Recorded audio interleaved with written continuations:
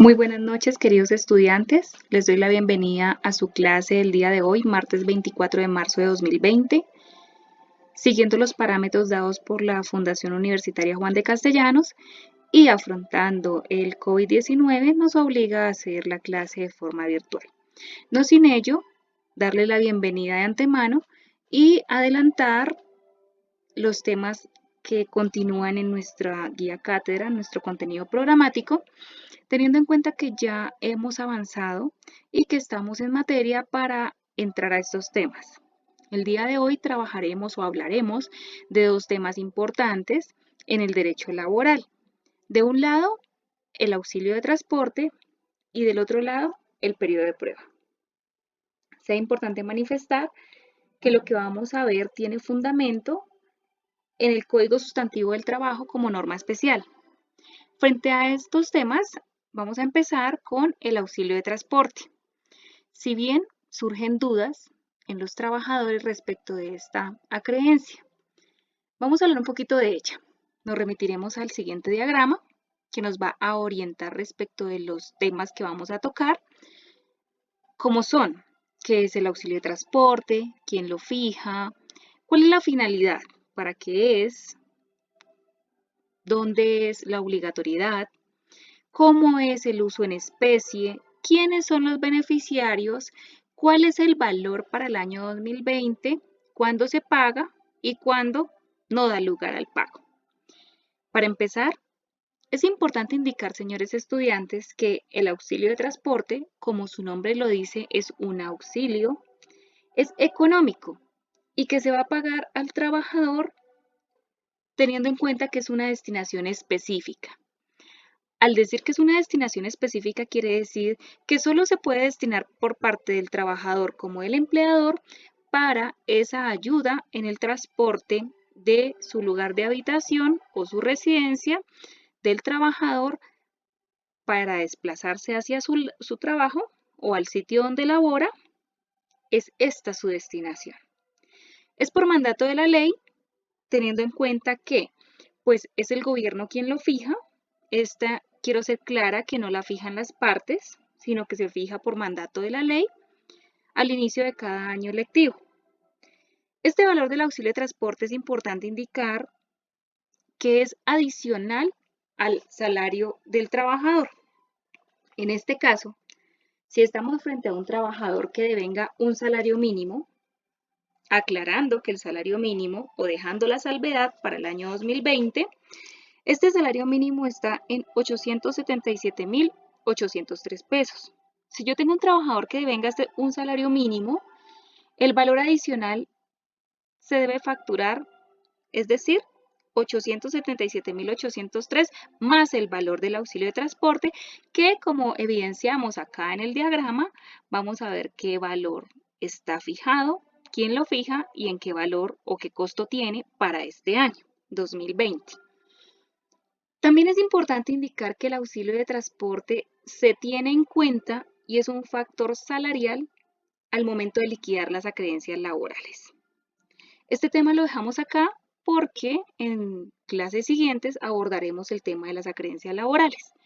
Lo que debemos dejar claro hasta acá, ¿qué es? Pues primero, que es un auxilio económico al trabajador, únicamente al trabajador, que tiene una destinación específica y es el desplazamiento, cubrir el gasto del desplazamiento del trabajador hacia su lugar de trabajo, que es por mandato de la ley, que el valor adicional de este auxilio va fuera del salario ordinario que se fije, y además de ello, para concluir o para puntualizar, pues que este es un factor que se tiene en cuenta, es decir, vamos a tener en cuenta el auxilio de transporte al momento de liquidar las acreencias laborales de ese trabajador. Abordando el segundo ítem, ¿quién lo fija? Es importante indicar que el auxilio de transporte lo fija el gobierno por decreto. Este decreto señala puntualmente cuál es el valor correspondiente para el auxilio de transporte. Es decir, señores, que ni el empleador ni el trabajador de común acuerdo y sin acuerdo pueden fijarlo. porque esto se determina, o el auxilio de transporte se fija por el gobierno por medio de decreto. Si bien para el año 2020 se fijó en el valor de 102.854 pesos. Ese es el valor que se le paga como auxilio de transporte. Vamos a ver a quiénes, allá cuando lleguemos a los beneficiarios. Por ahora, pues, ¿quién lo fija? Gobierno por decreto, y cada año, al inicio del año, se determina el valor. Siguiendo, tercer punto, la finalidad. Frente a la finalidad es importante establecer cuál es el objeto, qué se quiere, cuál es el fin del auxilio de transporte. La norma especial, como es el Código Sustantivo del Trabajo y toda la norma laboral, ha determinado que esa finalidad del auxilio de transporte es únicamente ayudar económicamente al trabajador para su desplazamiento al sitio de trabajo. Es decir, ese desplazamiento que tiene que hacer todos los días, 2 o 3 veces en el día, dependiendo de la actividad, desde su lugar de residencia, su domicilio, hasta el sitio de trabajo. Es importante indicar la obligatoriedad. Esta obligatoriedad va enfocada solo a una parte, y es a los empleadores. El empleador tiene la obligación, sin importar el número de trabajadores o el capital de la empresa, pagar el auxilio de transporte. Es decir, que no hay forma de librarse por el momento del auxilio de transporte. Por regla general, vamos a indicar que es una obligación de todos los empleadores, sin importar el número de trabajadores o el capital de la empresa. Vamos a encontrar empleadores que van a manifestar o van a decir: yo solo tengo a mi cargo 2 trabajadores, ¿por qué me van a obligar a pagar auxilio de transporte? O existen empleadores o personas que están mal informadas y creen que deben cumplir determinado número de trabajadores para pagar el auxilio de transporte.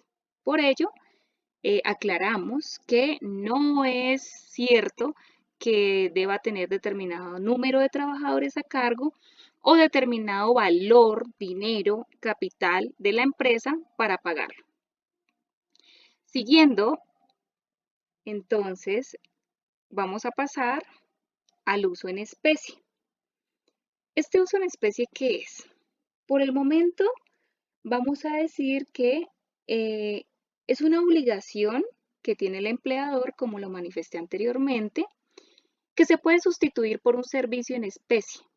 Y este es cuando el empleador contrata el transporte de los trabajadores desde los domicilios de cada uno a la sede de labores o a la sede de labor, ida y regreso. A veces hemos visto en la vida real cómo los empleadores tienen una ruta asignada para realizar estas actividades. En ese orden de ideas, pues sí podría decirse que el trabajador está prestando el servicio en especie, y si el empleador le solicitare el pago del auxilio, pues él no tiene ningún deber de hacerlo. ¿Por qué? Porque el empleador está brindándole ese servicio en especie, es decir, la ruta que le hace las labores y el desplazamiento ida y regreso desde el domicilio del trabajador hasta el sitio de trabajo. Importante mencionar los beneficiarios o los beneficiados. ¿Quiénes son? ¿Se le paga a todos los trabajadores? ¿Todos tienen derecho? No. La ley ha establecido, la ley laboral, que los trabajadores beneficiados son los que devengan hasta 2 veces el salario mínimo legal vigente. Es decir, que si para el año 2020, como decíamos hace un momento, se fijó o se fija el salario mínimo en 877.803, debemos ver cuál es el doble, porque nos dice que se cancela o son los trabajadores beneficiados del auxilio de transporte los que vengan hasta 2 veces el salario mínimo. Si estuviéramos hablando de trabajadores que laboran en este año 2020, sería hasta el valor de 1.755.606 pesos. Es decir, que el trabajador que devengue hasta 1.755.606 pesos se le cancela o es obligación pagársele el auxilio de transporte, exceptuando que no haya auxilio de transporte en especie. Es decir, como decíamos en el ejemplo anterior, la ruta que se brinde por el empleador a sus trabajadores. Hasta que es importante determinar esto porque a veces entendemos que todos tenemos derecho. Si bien es un derecho, como se evidencia, no es para todos los trabajadores. Es decir, sus beneficiarios son unos pocos. ¿En la medida de qué o por qué se dice que solo para trabajadores que devenguen hasta 2 salarios mínimos? Pues de acuerdo a la ley se ha determinado pues que es una ayuda, como decíamos en la definición, es una ayuda adicional, pues en la medida que el trabajador devenga muy poco. 2 salarios mínimos es muy poco para los gastos que tiene un trabajador y es una ayuda que le va a brindar el empleador de alguna forma obligatoria, pero pues que le brinda para colaborarle en sus gastos. Ya dijimos el valor para el año 2020. Repitiendo, pues, para el 2020 se fija el valor del auxilio de transporte en 102.854 pesos. Importante indicar, tengo un ejemplo en el caso si el trabajador labora media hora, ¿cómo sería el pago del auxilio de transporte? Entonces entraríamos en este interrogante y para despejarlo es importante saber que si ese trabajador labora media hora, tiene derecho al pago de la prestación completa. ¿Esta prestación completa qué es? El pago del auxilio de transporte en su integridad. Es decir, así este trabajador labore media hora,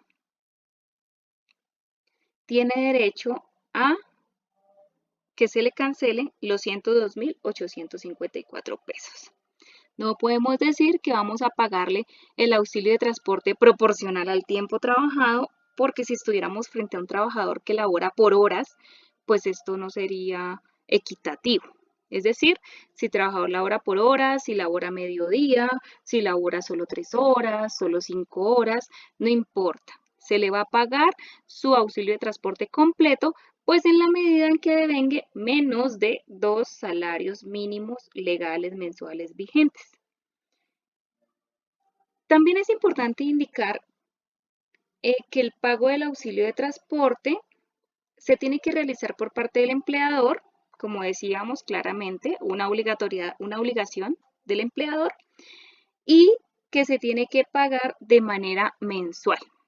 El auxilio de transporte normalmente se cancela por regla general con el salario. Se paga salario y se paga el valor del auxilio de transporte. Pagos mensuales. No podemos concebir que existan empleadores que le digan a sus trabajadores que se le va a pagar el auxilio de transporte cada 3 meses, cada 2 meses o mes de por medio. Si bien la ley determina de forma puntual que el auxilio de transporte se tiene que pagar por el empleador de manera mensual al trabajador, en la medida pues que es un valor y es un auxilio, como decíamos, económico para que el trabajador se desplace a su sitio de trabajo. Esto frente a cuando se paga. Entonces, cuando se paga, reiteramos lo indicado.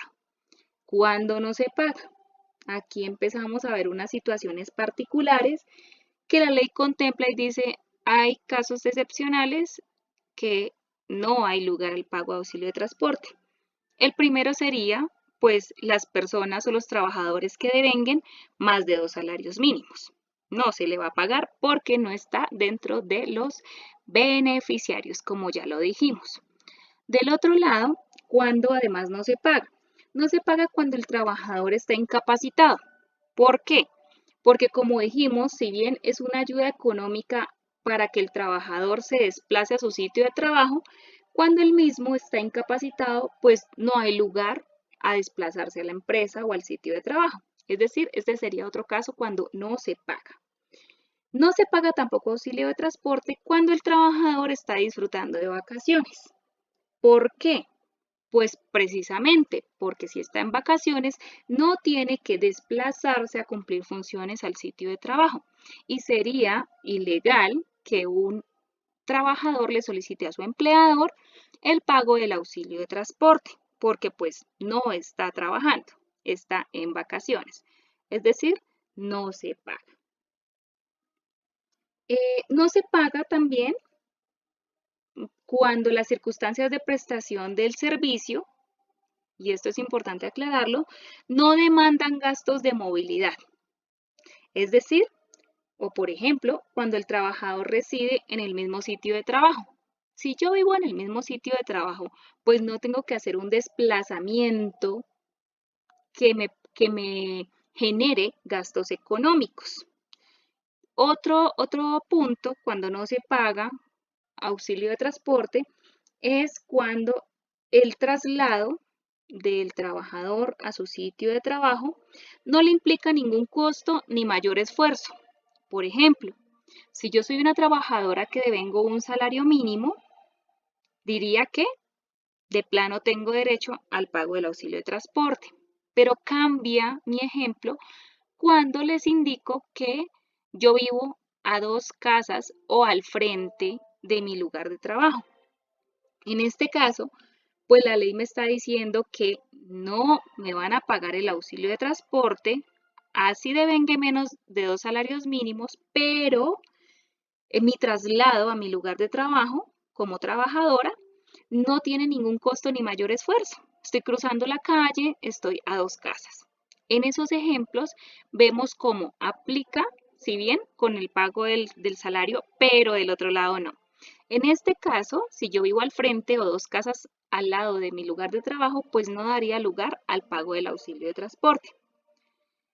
Con ello, señores, termino mi explicación del auxilio de transporte, no sin antes enviarles eh, una advertencia, como es si tienen alguna duda, con mucho gusto por la plataforma yo les resuelvo.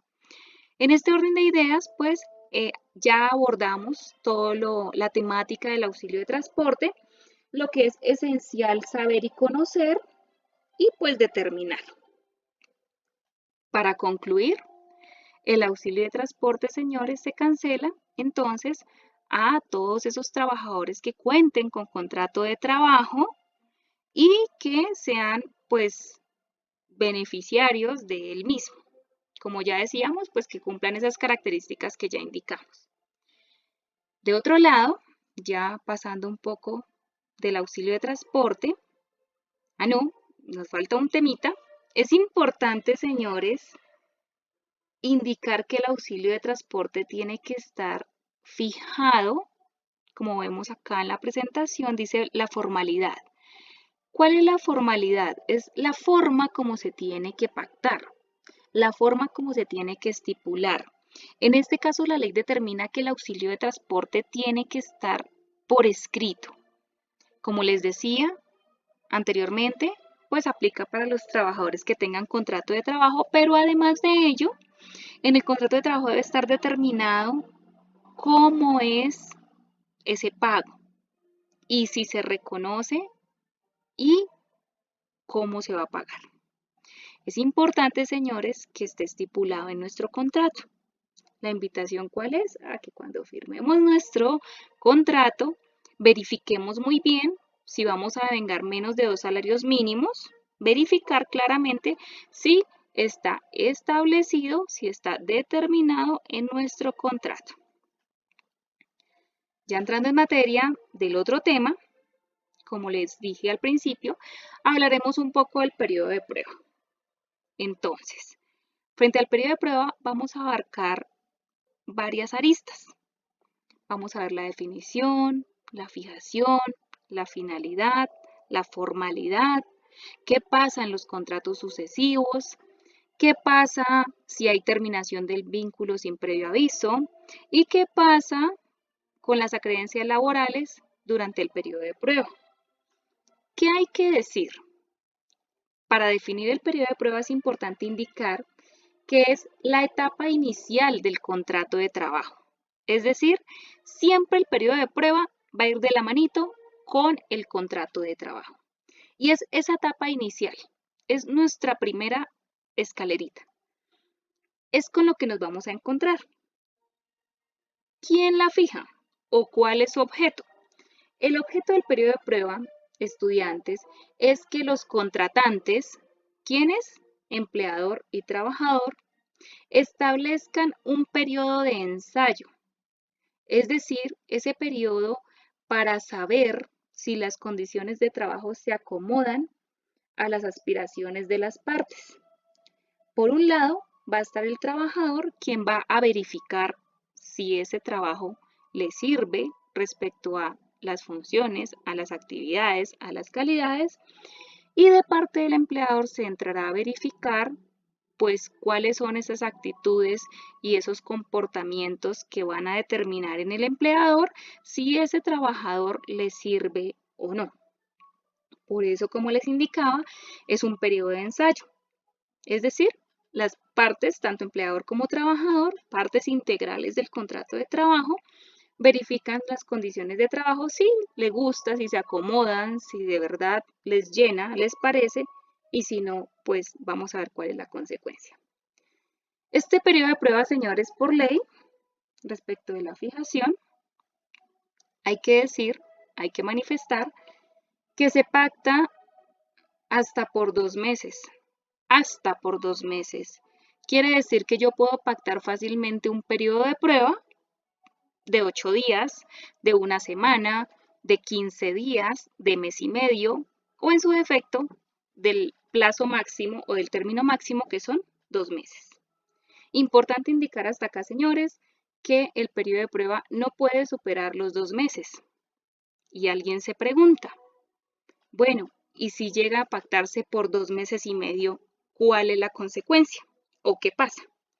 Este interrogante se despeja en la medida que, como la ley dice y determina que el periodo de prueba no puede ser superior a 2 meses, quiere decir que después de los 2 meses y un día, ya ese trabajador tiene contrato de trabajo. Se entiende por no estipulada ninguna situación o ningún periodo de prueba superior a 2 meses.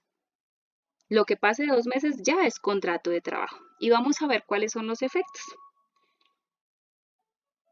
Por ahora, importante, cuál es la formalidad, es decir, cómo se debe hacer. Este periodo de prueba debe pactarse por escrito. En la mayoría de los casos se encuentra inmerso dentro de alguna de las cláusulas del contrato de trabajo. Esto sucede en la vida real de esta manera. Tiene que estar pactado por escrito, siempre. Él no puede quedar ni se puede pactar verbal. Que alguien dijera, bueno, y si es un contrato verbal, ¿cómo se pacta? Como decíamos, el contrato verbal, recordando un poco las clases anteriores, el contrato verbal tiene el mismo efecto que tiene el contrato escrito. ¿La formalidad cuál es? Y la ley la establece. Tiene que pactarse periodo de prueba por escrito. Cuando hablemos de contratos a término fijo, es importante indicar que hay una excepción, como todo en el derecho.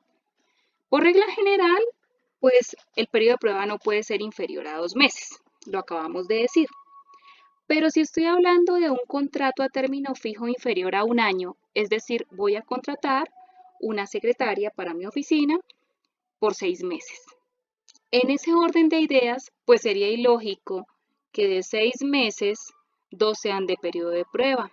Es decir, estaría trabajando como tal mi secretaria 4 meses.